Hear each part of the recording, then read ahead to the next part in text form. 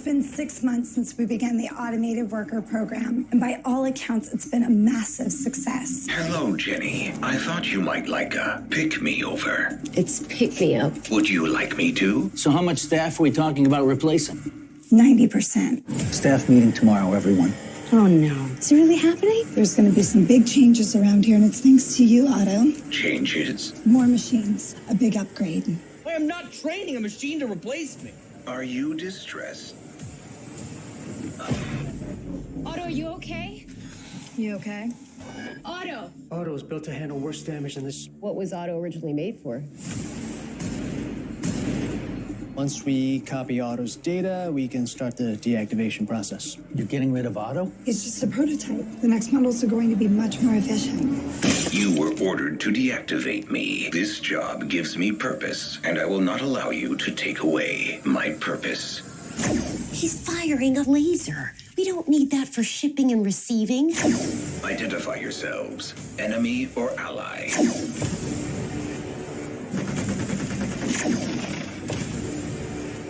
Halt. Who goes there? There is no reason to hide. We gotta shut him down.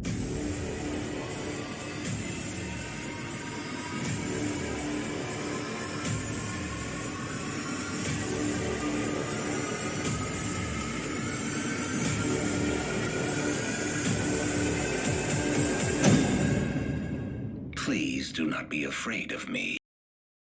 The 2019 film Automation is bad. It has a poorly written screenplay and awful acting. The worst part of the movie is probably the special effects. For a movie about automation, you'd think they would have used better tools. They could have used Autodesk's design and make platform to put out something more than a guy in a robot suit. But instead, we got practical effects that are rather embarrassing. The next in queue TLDR review, not enough automation in automation. Perhaps Chafik Abdellaoui's team at Autodesk has already reached out to the filmmakers. You'll have to ask him. I asked him about the future of contact centers, and I can sum up his response in 2 words: more automation. This week on Next in Queue, we discuss the long-standing place of automation in contact centers, how AI and LLMs specifically are changing the landscape of customer service, how data integrity impacts the usage of bots, why automation may not reduce the need for human agents, and how accountability impacts the deployment of AI solutions. Let's get to it.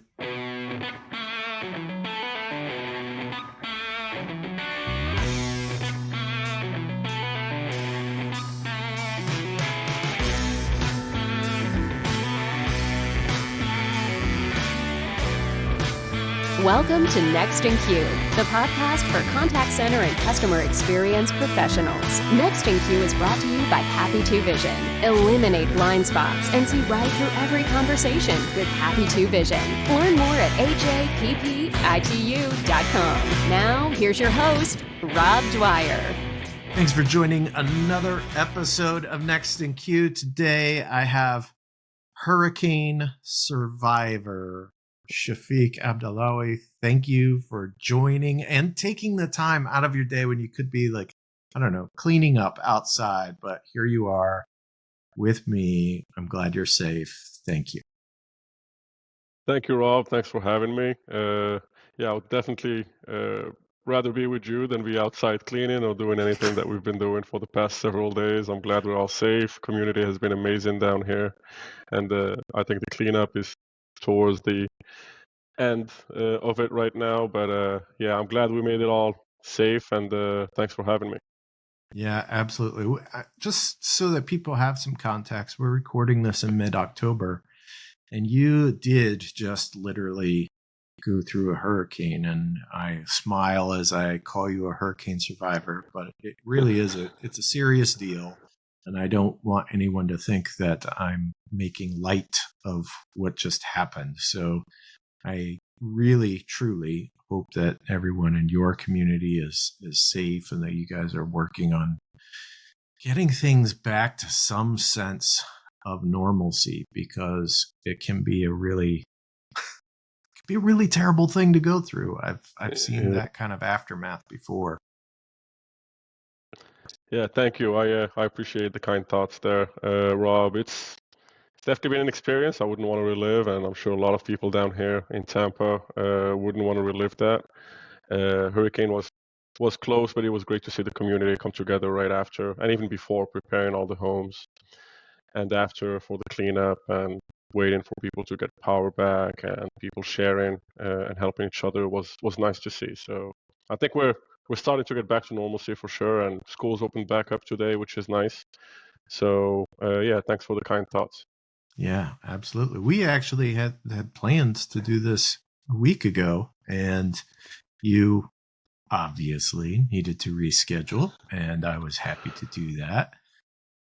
We're going to, however, talk about really the future of contact centers. Now, you are at Autodesk. Tell us a little bit, number one, about Autodesk, and then number two, what you do there, just to give people some context.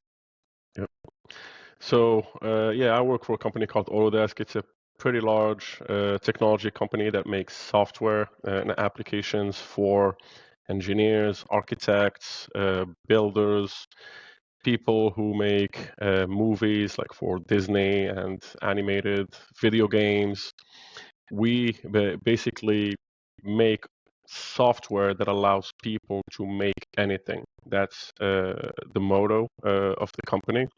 Our flagship product, that's been our initial product we started with, is AutoCAD. It's a pretty popular product that is used by architects and people in the construction industry and design industry. And then after that, through creating new products, acquiring companies that have cool products, we kept growing over the years. And now we have several products that allow people to literally make anything. So that would be Autodesk. And myself, I joined 4 years ago in the contact center technology department, helping with contact center administration for telephony, CRM, workforce management, quality management tools, and so on. And then I moved into a role 2 years ago where I'm leading the workforce management and the quality management functions for our sales teams. Yeah, it's a fascinating company. I know that anyone who has been involved with any kind of engineering design or architecture design or anything has probably heard of AutoCAD. It's been around for a long, long time, and is definitely a big name in that industry. It's the name, if you will. Yep. So you and I talked a couple of months ago, and you told me then that you really thought the future of contact centers were going to be humans talking and everything else automated. Tell me more about that. Like, what did you mean by that? So automation has been around forever. So humans have been looking to automate things for a very long, long time. And in the contact center world specifically, we've continuously automated stuff, whether it's data flow from telephony systems to the CRM, whether it's specific tasks of escalations for cases from one team to another team, whether it's automated email templates, automated dialers for outbound to help the humans in these contact centers do more faster and better. So automation has always been part of the game. And the latest technological innovations, specifically AI and LLMs that came out that really picked up in 2023 and have been gaining a lot of traction in 2024, have sped up that process. And now that we have technology that understands human language, large languages, they allow us to automate more things than before. So the idea here and the vision is that within the contact center world, agents will continue having conversations with customers, will continue providing value to the customers that they support, whether it's a sales environment or a customer support environment. However, most of the tasks that they have to do today, like dispositioning calls in the telephony system, entering information in the CRM, putting in notes and organizing them so the next person who opens that case knows what it's about, all of those things, drafting follow-up emails, sending follow-up calendar invites, or looping in the right people into the information that needs to be shared. All of those things that the reps have to do, either during the call or after a call, will start getting automated one by one. Knowledge will start being pushed automatically to the reps as the machine is listening to the calls and providing reps recommendations on what to say, what questions to ask. And the agents will be empowered by the machine to have the best conversations possible with their customers, which would maximize outcomes, whether it's sales, first contact resolution, customer satisfaction, and so on. And with the reps focusing on that, everything else I see the machine at some point picking up and automating for those reps. So that's what I meant by that. Yeah, I love it. Why not just cut out the human and use the machine to do the talking as well? I mean, there are certainly companies that are pursuing that. So do you think that's not going to happen? Do you have an objection to that? Why don't we just automate the whole thing? That's definitely something that a lot of companies are pursuing. And I think there's opportunity there to automate the whole thing as long as it's done right. And what I mean by that is humans, us, customers, we've been used to, when we call, we get an IVR, and it's a small level of annoyance that we have to go through the call flow before we actually connect with someone who's going to help us. When we go on a website, sometimes they hide phone numbers. That's a small level of annoyance that then puts us into a situation where we're like, okay, I have to search, how am I going to get help here? When we start chatting, it happens to be a bot, and that's a little level of annoyance again that adds up of, well, now we're going to chat with the machine before I maybe get help from a human. So those levels of annoyances add up. What I mean by it has to be done right is when you have companies that do it very, very well, where when you want help, they automatically pop up that chat bot right there to help you. And when you ask for help from that chatbot, it does very well. It gives you the answer that you want, it resolves your issue, and then you move on. That's what needs to happen. And that's where companies need to have, first, the confidence that they can do it right, and two, the talent, the skills, and the technology to make sure that it's going to work the right way. The bots have existed now for a while, whether they were rule-based and now they move AI-based. And a bot is only as powerful as the knowledge and the data that it has access to. So for a bot to do a good job, one, the process needs to be straight and working 99% of the time. And other than the process working, that bot needs to have access fast to accurate data in terms of the customer's data, and accurate information in terms of the process it needs to follow and how it should answer questions every time a customer needs help with something. We are not there yet, unfortunately. All these demos that you see, all these companies that say we're moving to full automation, full bot will do all this stuff, it's rare when you see it working so well. I've seen it working very well in some companies, but it's rare because of all those challenges and the complexities that come with making sure the bot has everything it needs and is configured the right way to provide outstanding customer support to customers without having to connect them to a rep. Until we get there, I do see the bots still being there, being that front line that tries to help customers. But then if it can't help the customer, instead of frustrating the customers, route them to a human who will continue helping them. That's the way I view the bot evolution here. One of the things that you just touched on is ensuring that the bot does things correct way. And part of that is access to information. Certainly for larger companies that have more robust knowledge base, they have documented all the things over the years. It does make it a lot easier.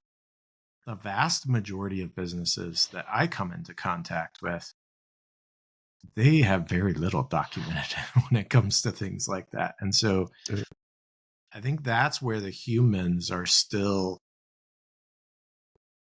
just superior, because they can still thrive in an environment where things are maybe not documented the same way. Whereas if you're going to automate it, you need to have your ducks in a row from a documentation standpoint, and you have to make sure to keep up on it. Like, that part is, I think, the biggest nightmare for companies, is just thinking about how do we maintain our knowledge base. I mean, that's always been a problem, right? How do I maintain my knowledge base, just period, and make sure that it stays up to date? It's a challenge. Yep, definitely. And that's going to continue being a challenge. And even at large companies, it is a challenge too, just because of where, yes, you're right, large companies have a lot of data, but unfortunately, because they have a lot of data, it doesn't always sit in the same spots. It's not always formatted in the right format. It's not always clean, and it's not always up to date. You need the data to remain up to date, and then you need configuration at the bot level to tell the bot, only use data that is up to date. Do not hallucinate. Do not guess. Do not use information from the internet. Only use information that we give you. And the challenge with that is, if we're telling an LLM bot, only use the information that we give you, then it starts limiting its abilities to be the powerful LLM that it is. But from a business standpoint, we don't want it to be pulling information from everywhere. We want it to say things that we believe from a customer experience standpoint, from a branding standpoint, from a legal standpoint, from an HR standpoint, from a multiple standpoints. It's not going to do something that's going to cause chaos afterwards, whether it's a brand nightmare on social media because the bot said something, as you've seen for Air Canada, as you've seen for multiple companies that just went and threw an LLM bot that's customer facing, and then started seeing that there's a little bit more configuration, a little bit more control that needs to happen for it to make sure it's going to function properly. So yeah, I think knowledge management will definitely be something that will continue being needed. And then accountability. When companies put these bots and make it harder for customers to reach a human, don't hold the customer too long. If the bot can help them, great. If the bot cannot help them, don't keep asking them, I didn't quite understand that, can you ask me again? Or don't do that stuff. It's like, you get one shot, help the customer. If you can't, move them to a human who's going to help them. Otherwise, you're just negatively impacting your brand as you do that to your customers. I've just discovered something through this, and that is apparently that I should have always just been telling my LLM not to hallucinate, and that works. Apparently, is that the secret? Just, hey, by the way, when you do this, do not hallucinate. We've been trying to solve this problem, Chafik, and now I just learned, like, you just solved it. Like, just put that in your prompt, and oh, by the way, do not hallucinate. It's genius. Those guardrails need to be added, and sometimes they need to be added in the simplest format and repeated. But as you know, with the challenge, it's once you start giving so many directions and guidelines to the LLM, you may start losing track of all of the stuff you're giving it because it's so much. And then if there's stuff that conflicts with each other, now you're just confusing the LLM. So it's definitely a work in progress. And as I mentioned earlier, requires talent, requires people who know what they're talking about and what they're doing, and requires a lot of testing, fine tuning, and continuous improvement. Yeah, absolutely. And I think so one of the things that still concerns me to this day is using LLMs in customer facing situations. And I'll give you an example. I just saw earlier this week is a video. The name of the video was something to the effect of gaslighting ChatGPT to say 2 + 2 = 5. And it is this back and forth between the user and ChatGPT, who is constantly correcting the bot on what 2 + 2 equals, but providing incorrect information, literally trying to get it to provide the wrong answer. And this back and forth ensues, right? And ChatGPT has seen this pattern of 2 + 2 = 4 so many times that that is the prediction. But you can, if you work hard enough at it, often get those bots to produce something else, something that you want that maybe is a counterfactual. And I think that is the biggest risk when you put something in front of customers who may choose, whether it's malicious intent or they just want to try things out or whatever the motivation is, to try and get a result outside of what the company wants the results to be. So do you think that, number one, companies are thinking enough about that? But number two, are we going to get to a place where you think, yeah, I would be comfortable having customer-facing chatbot answer all kinds of things, and maybe we don't need a lot of human intervention? So it depends on the fields. So sales is different than support, and support has so many complexities in it. There's some things that are simple support level, some things that are more complex, some things that are pretty transactional, some things that require a lot of judgment calls and making decisions as to how to proceed, which are not so straightforward. I think the bots will eventually continue taking on things, and they start with the simpler, most transactional items, and they still pick up more complex as they go, just because they're getting smarter and we're getting more possibilities in terms of configuration and things that we can make the bots do. So I definitely think they're going to pick up more things and leaving the more and more complex stuff to the humans. So contact centers, in terms of their sizes, potentially, it could decrease. It all depends also on the demand outside of that company's products and all of that. So, but overall, contact centers that implement these technologies, they can get to a point where they can get one agent to do the work of 10 agents, and also their front customer-facing bots to take on most of the work that is transactional, that the bot is effectively able to do.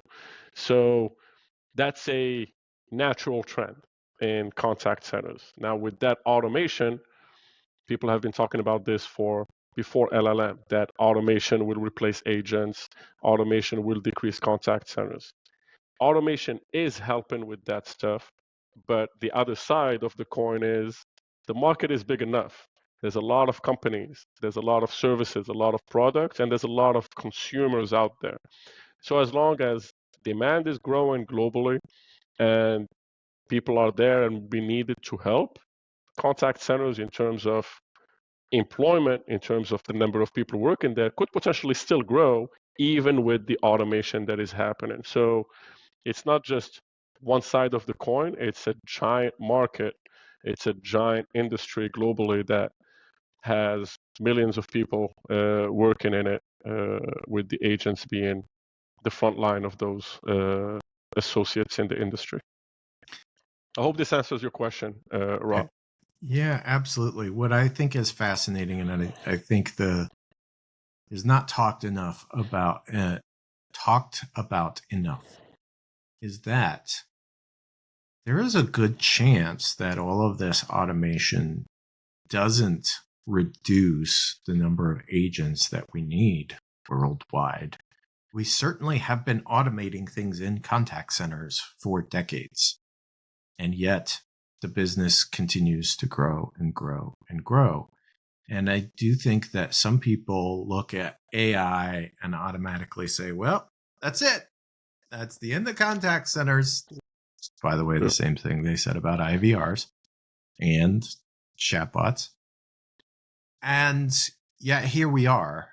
There have been some particular situations with some particular companies where they've been able to reduce headcount in their contact or customer support functions.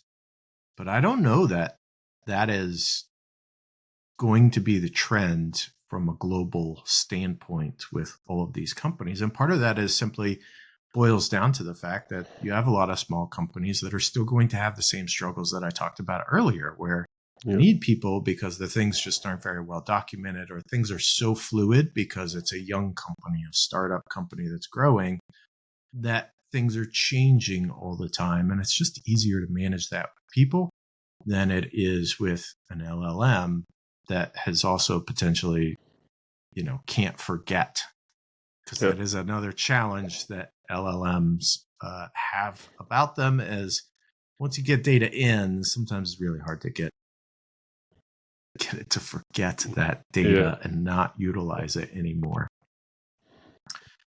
Great points. And I'll just add to that.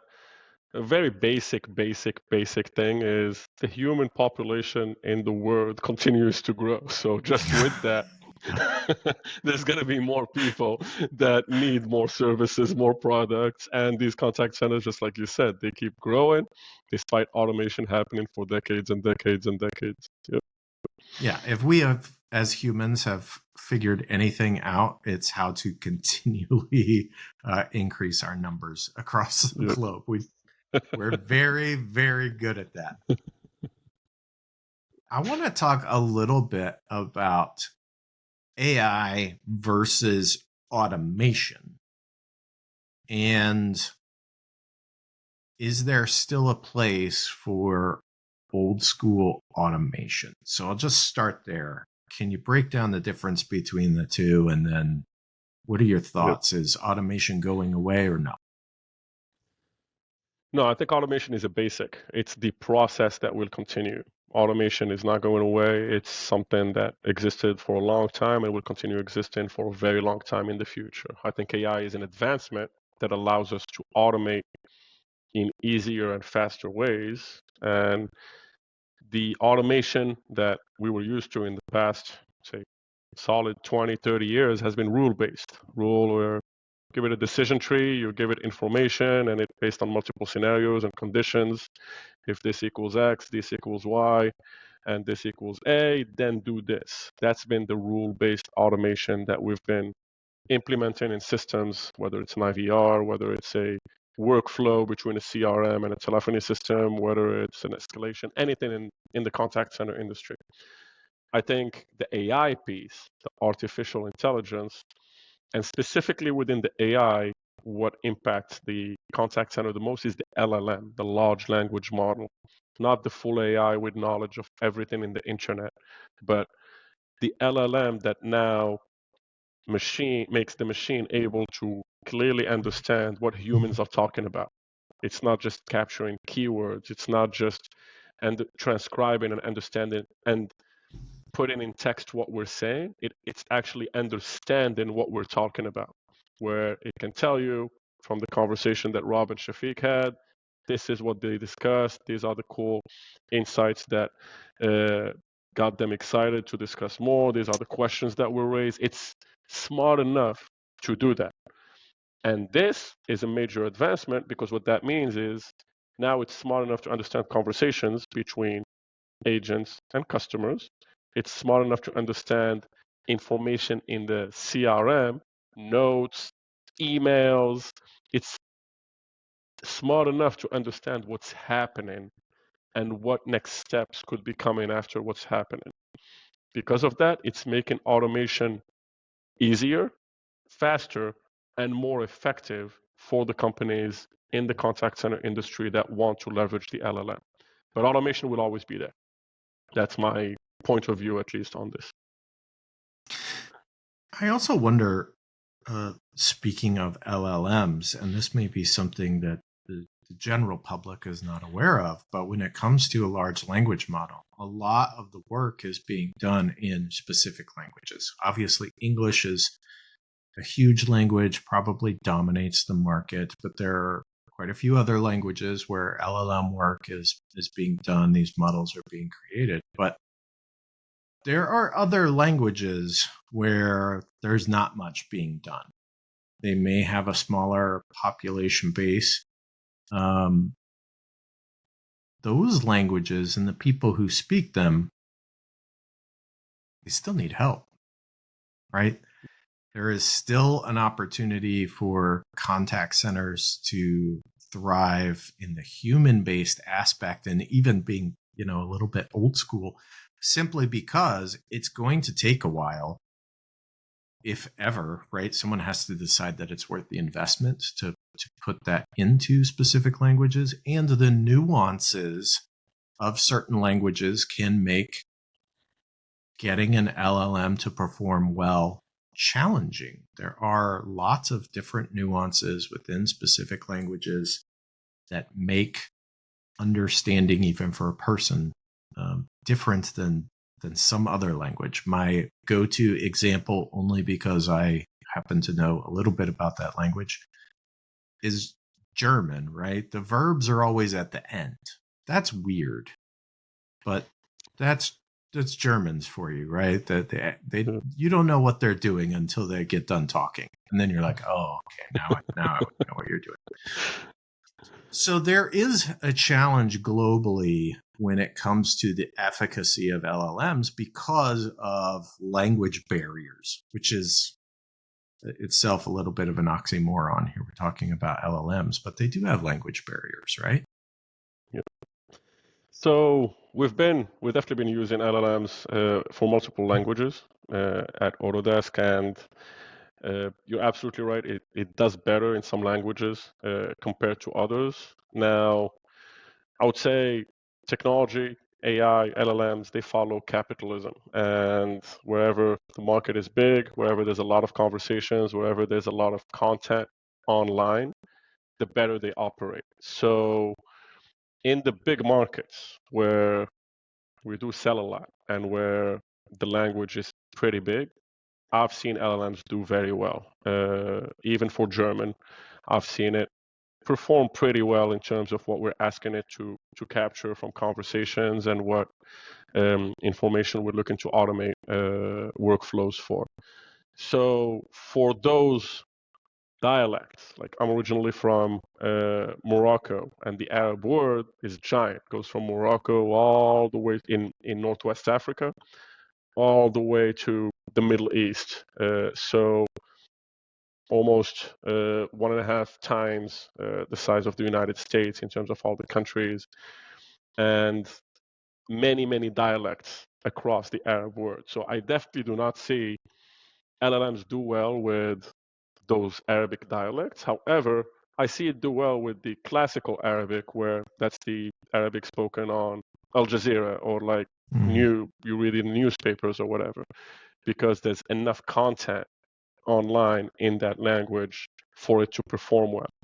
So for specific dialects, I definitely think, there's ways to go, just because AI doesn't have enough content to work with and learn from. But for the big markets, the EU, Japan, Korea, United States, Canada, Brazil, Mexico, the big markets, I think AI is pretty powerful today and will only continue getting better to allow companies to automate more processes and generate higher revenues from these big markets. And in capitalism, usually companies focus on these big markets. They do every now and then go into these smaller markets in Africa and Southeast Asia and so on, but they focus on China, they focus on India, they focus on the big giant markets for sure. And in You just sent, Chinese, it's AI is very powerful. yeah, you just sent half my American audience to Google Maps because we are famously awful at geography. So go find Morocco on a map. You'll understand what Chafik was talking about. I want to dig into a little bit about your current expertise and just ask you how AI is impacting workforce management. So for the uninitiated, which actually the people that listen to this show, I think are probably really good at geography because a lot of them have been involved in contact centers and or BPOs, and they probably know what WFM is. But for those who don't, these are the people who basically handle schedules and workforce demands. They determine how many people need to be available at any given time to make sure that you're not waiting 25 minutes on hold to talk to someone. But has AI impacted that function? And if so, how? I haven't seen it impact it too much. Now, I've been participating, like just attending demos and podcasts, especially led by the WFM vendors, whether it's Genesis or Nice or Calabria or Variant or all those guys. And they do show some of the AI stuff that they're implementing within the WFM tools for scheduling, forecasting, and so on. It's not as much as what you see in quality or in the CRM part of the contact center. I definitely see opportunity there. I see in the future the intraday management piece of WFM being more and more automated. We do not need people watching queues all day long and looking at agent adherence all day long and making intraday changes within the next hour and things like that. To me, once we've made our plans, once the day has started and we have good discipline within the contact center, the little changes here and there, to me, can be automated. And I do see AI, if these vendors implement it properly within their tools, to start helping with intraday functions. So that's where I see the opportunity, but I haven't seen it in action yet. So my thought would be that intraday management would be the first to go and be automated, or at least a big chunk of it to be automated.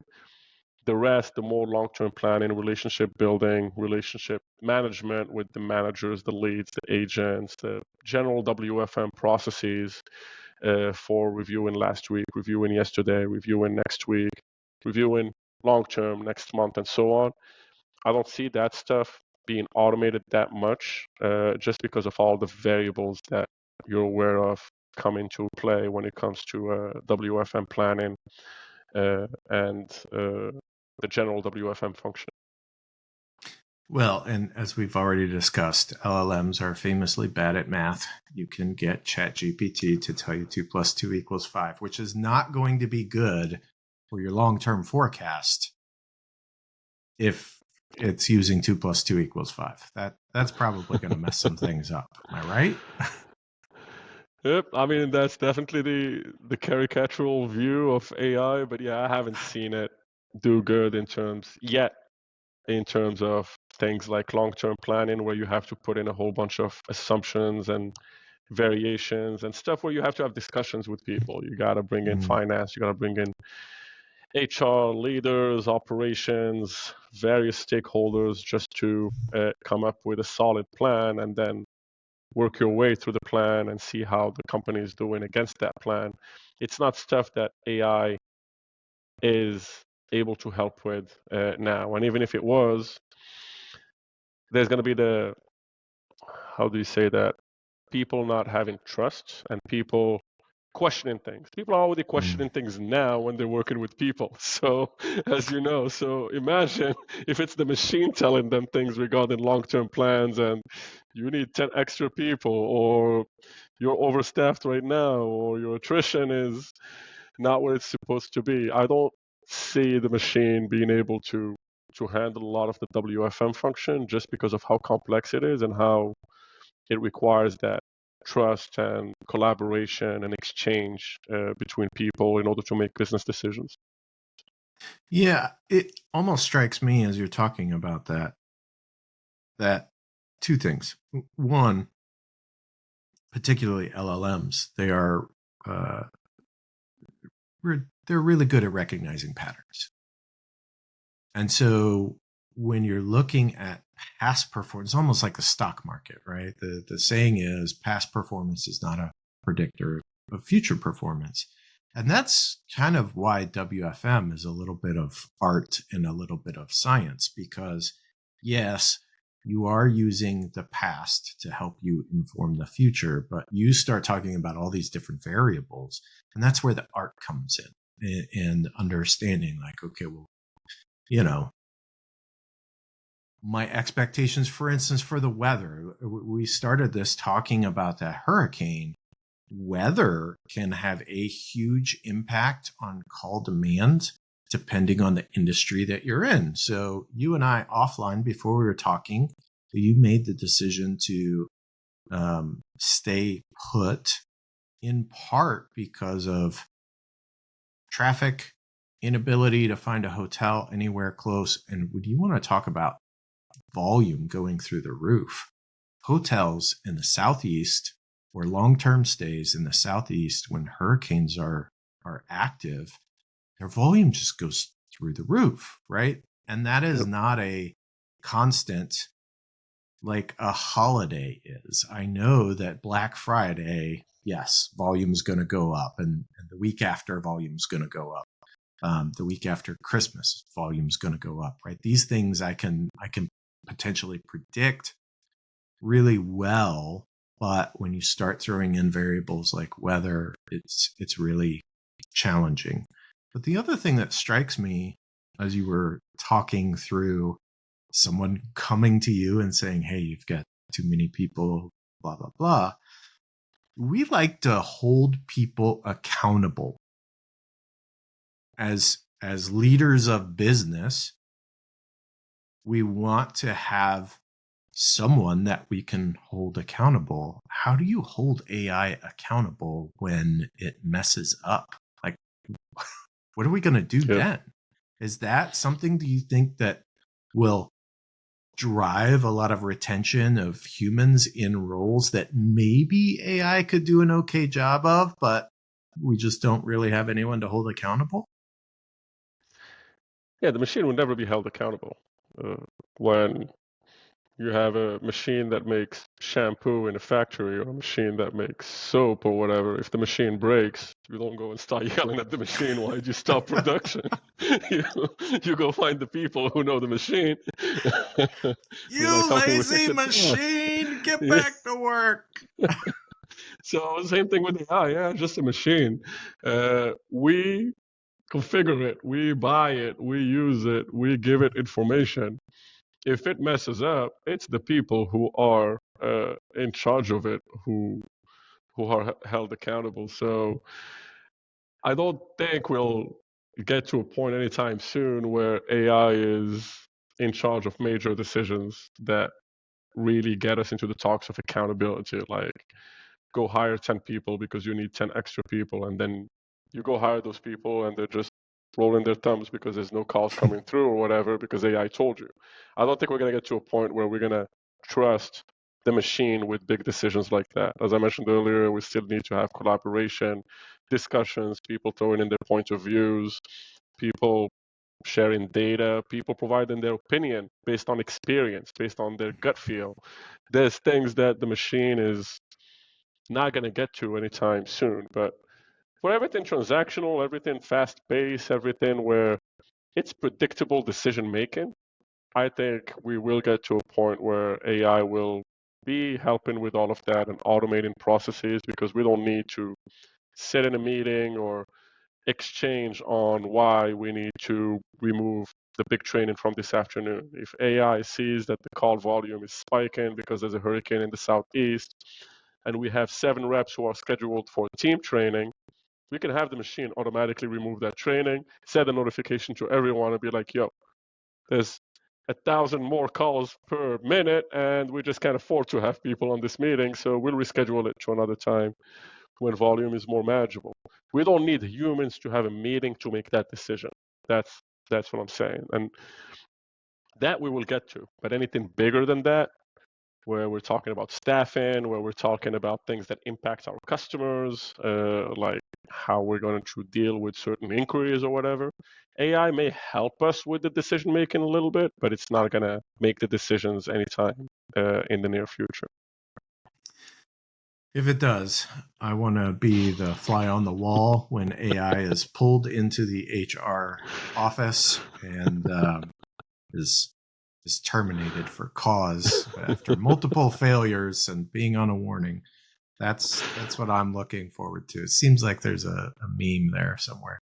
Chafik, I look forward to seeing what AI is able to help us do. I know that you are staying on top of it, and I can't wait to talk to you again. We're gonna have to maybe have. I have this feeling we're gonna have to do some kind of roundtable event with all stars like yourself. I haven't figured it out yet. I'm just throwing things out there. So I'm going to invite you when I put that together. Thank you so much for joining the show today.